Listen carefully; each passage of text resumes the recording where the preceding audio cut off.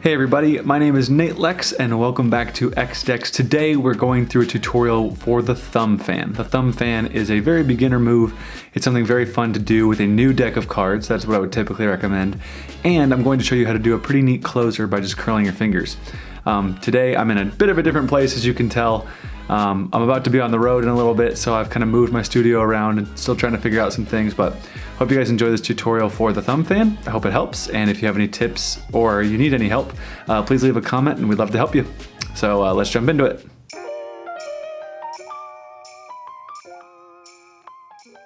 All right, everyone, and now it is time for the tutorial for the thumb fan. The thumb fan looks a little bit like this, and I'm even going to show you how to close it in that cool way. This will be kind of a shorter tutorial today, but I hope you really enjoy it. So let's get into it. So you want to start with the grip of doing the thumb fan, which is going to be placing your thumb at this corner right here. So that's the best place to put it. You want it to be gripped like this.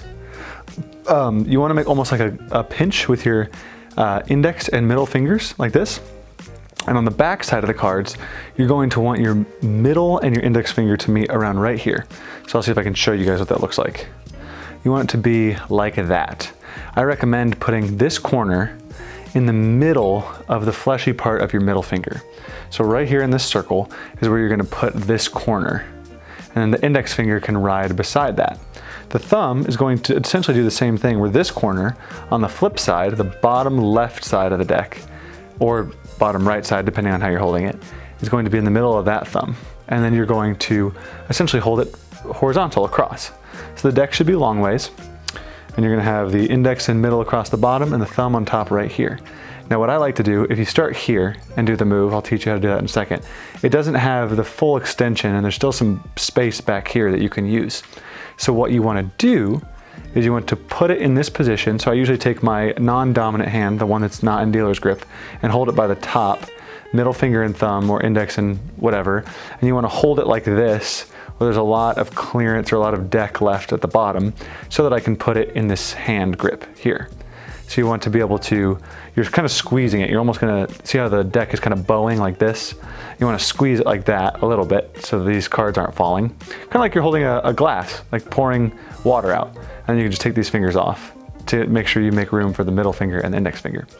And then what you do is you cock it back. So let's see if I can show you what that looks like. Like this, you move it back so that this line is like stuck in this fleshy part of your hand. So when we did swing cuts and I had you move them over into that little archway, that's where you're gonna wanna tilt the cards back.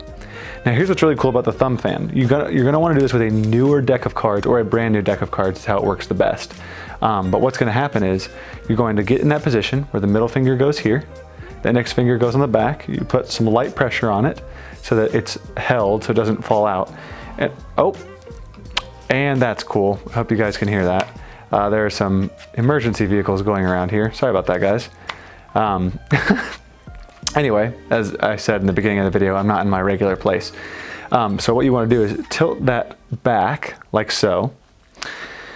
And you're going to want to put your thumb on that top corner. So you know how I've been telling you to put the fleshy part of your fingers on the corners?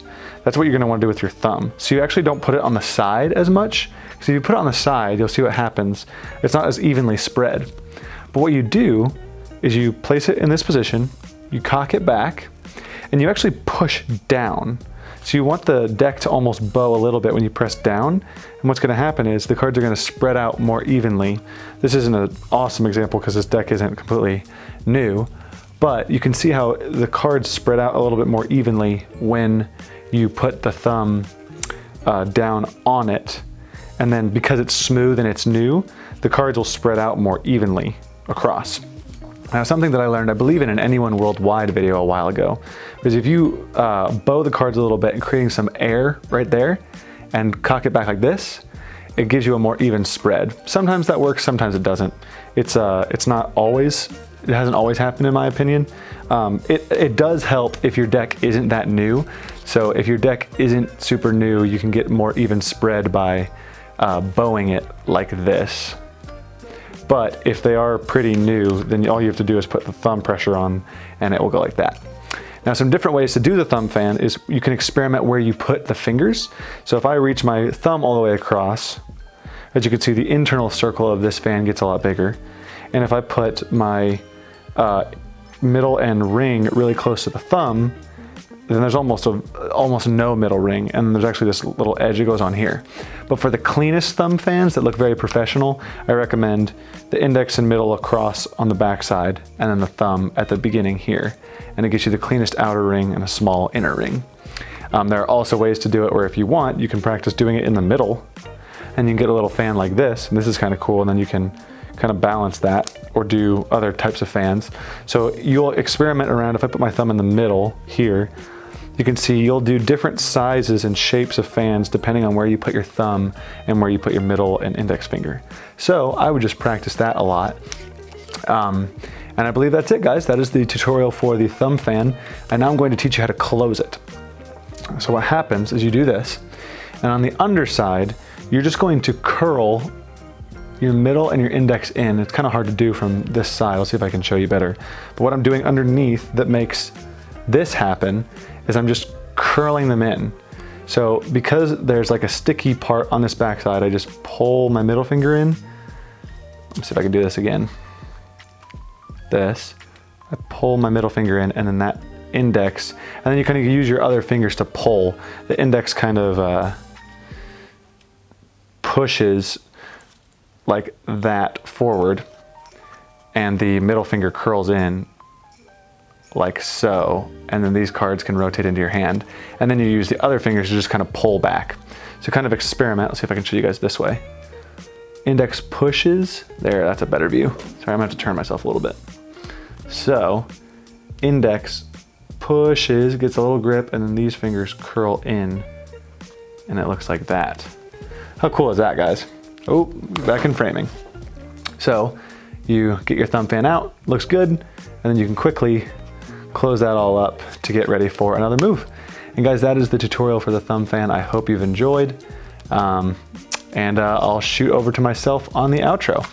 Hey everybody, just wanted to thank you so much for watching my tutorial on the thumb fan. Obviously this is something you can learn somewhere else, and there are plenty of variations, but I hope you love learning this. I hope you guys practice this well, and we'd love to see any videos of you guys trying this out on our YouTube channel, on our Instagram. So you can tag us at xdexrarecards, and we'd love to see your videos of you guys learning this. Hope this has helped, and just wanted to do a couple of housekeeping things. We have a website that you can purchase cards on, so if you guys have found our YouTube channel and are wanting to learn more things, obviously there's a bunch more within our channel. You can check those out, and you can pick up a deck of cards to practice with. We sell rare playing cards. And just wanted to give you an encouragement to those of you practicing cardistry. It's supposed to be for fun, and I hope you guys enjoy learning the art. And I'll just see you in the next one. So please subscribe, please like and comment. It helps us grow so that we can make more of these tutorials for you guys. And I have loved teaching it. So I'll see you guys in the next one. Bye.